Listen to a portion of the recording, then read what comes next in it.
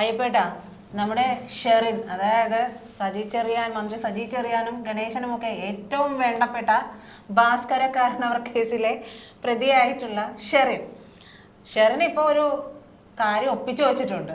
അതായത് അവിടെ തടവുകാരിയായിട്ടുള്ള ഒരു സ്ത്രീയെ, അതും വിദേശ വനിതയാട്ടോ, നൈജീരിയക്കാരിയാണ്. അവർക്കറിയില്ലല്ലോ ഈ മന്ത്രിയമ്മമാർക്ക് വേണ്ട ആളാണ് ഷെറിൻ എന്നുള്ളത്.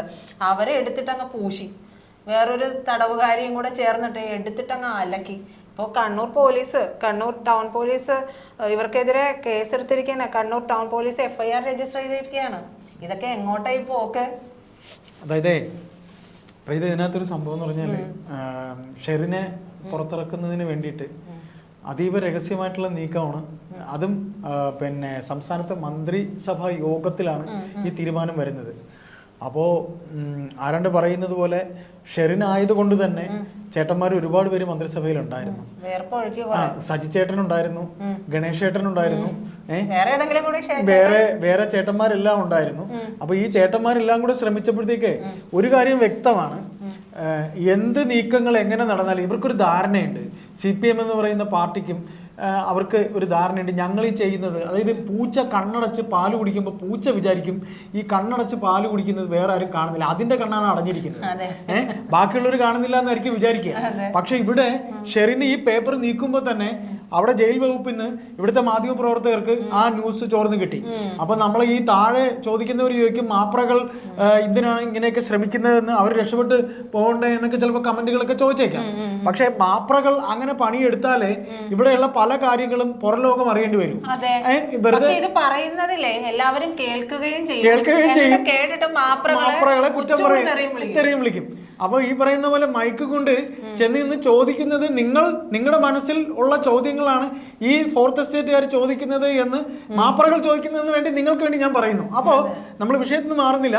അതായത് ഷെറിനെ ഇറക്കുന്നതിന് വേണ്ടി നമ്മുടെ ആരിഫ് മുഹമ്മദ് ഖാൻ ഉണ്ടായിരുന്ന സമയത്താണ് ഈ നീക്കം നടത്തിയത്.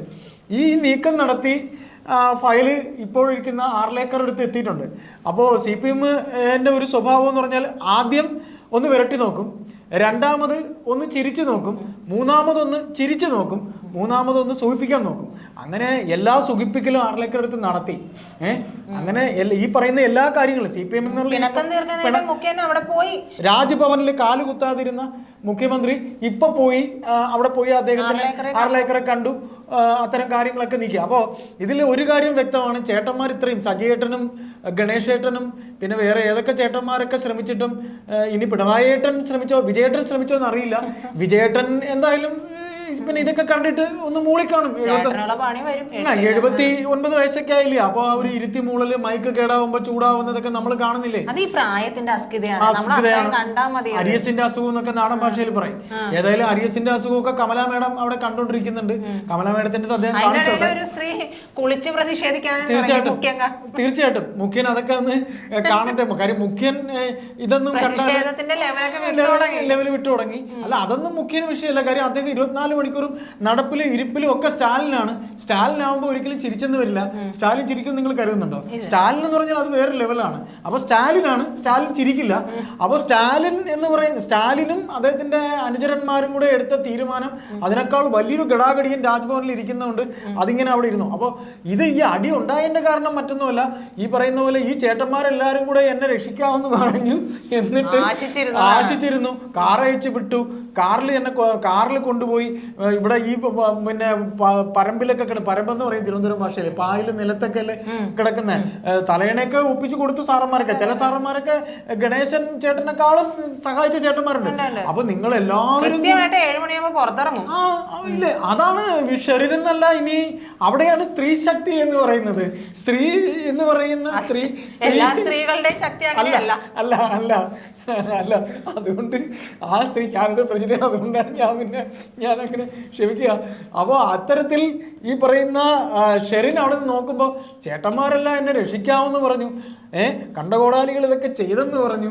എന്നിട്ട് ഇതുവരെ എനിക്ക് പോവുകയും ചെയ്തു, സ്പെൻഡ് ചെയ്തു, തിരിച്ചുകൊണ്ടാക്കി. ഇവിടെ കിടന്ന് ഞാൻ ഉറങ്ങിപ്പോയേനെ, എന്നെ കൊണ്ട് മെത്തേ കിടത്തി ഉറക്കി. എനിക്കിപ്പോ അവിടെ കിടക്കാനും പറ്റുന്നില്ല, ഇവിടെ കിടക്കാനും പറ്റുന്നില്ല. ഏതായാലും ഇപ്പോ എനിക്ക് ഇറങ്ങാനും പറ്റുന്നില്ല. കണ്ടകോടാലികളെല്ലാം കൂടെ ഇറക്കുമെന്ന് പറഞ്ഞ് നടന്നില്ലല്ലോ. എന്തോ ഒരു ചെറിയ വിഷയം ഉണ്ടായിരുന്നു. കൊടുത്ത് കവാല കുറ്റിക്ക് നൈജീരിയക്കാരി നോക്കുമ്പോ അതായത് ഈ പരിപാടി ഒന്നും നടന്നില്ല. അപ്പൊ അതിന്റെ ഒരു ചുരുക്കം കൊണ്ട് ചെറിയൊരു പ്രശ്നം. ആരുടെയെങ്കിലും അങ്ങാടിത്തോട്ട അമ്മയെടുക്കെന്ന് പറയുന്ന പോലെ കൊടുത്തു. അത് കൊടുത്ത് കിട്ടി. പാവം നൈജീരിയക്കാരി വിചാരിച്ചു ഇത് ഏത് ഭ്രാന്തി എന്ന് വിചാരിച്ചാണ്. അങ്ങനെ തന്നെ വിചാരിച്ചിട്ടുണ്ടാവും. അതായത് ഇവര് വിചാരിച്ചതേ ആർലേക്കർ വരുമ്പോൾ ആർലേക്കർ ഒരു നയത്തിലാണ് എല്ലാം കൊണ്ടുപോകുന്നത്. ഇതുവരെയുള്ള അദ്ദേഹത്തിന്റെ കാര്യങ്ങൾ അദ്ദേഹത്തിന് കൃത്യമായ ഒരു രാഷ്ട്രീയമുണ്ടെന്നേ, വളരെ പക്വതയുണ്ട് അദ്ദേഹത്തിന് കൃത്യമായിട്ട്.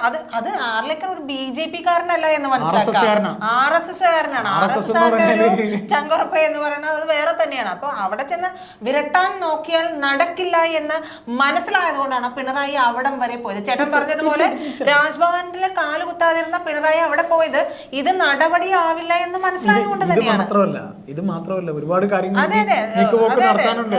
VC നിയമനത്തിൽ ഉൾപ്പെടെ അങ്ങനെ ഒരുപാട് കാര്യങ്ങളുണ്ട്. ഇനി ഒരു 9 മാസമേ ഉള്ളൂ. കാലം കൈയൊക്കെ പിടിച്ചായിരുന്നല്ലോ എനിക്ക് ഒന്നുകൂടെ രാജ്ഭവൻ അവിടെ ക്ലിഫ് ഹൗസിൽ ഒന്ന് കിടക്കണം. പശുവിനെ വളർത്തുന്നുണ്ട്. പശുവിന് AC ആയിട്ട് കൊടുത്തിരിക്കുന്നത്. പിന്നെ അതെ, പാട്ട് കേട്ട് പാൽ തീർത്തുന്ന പശു.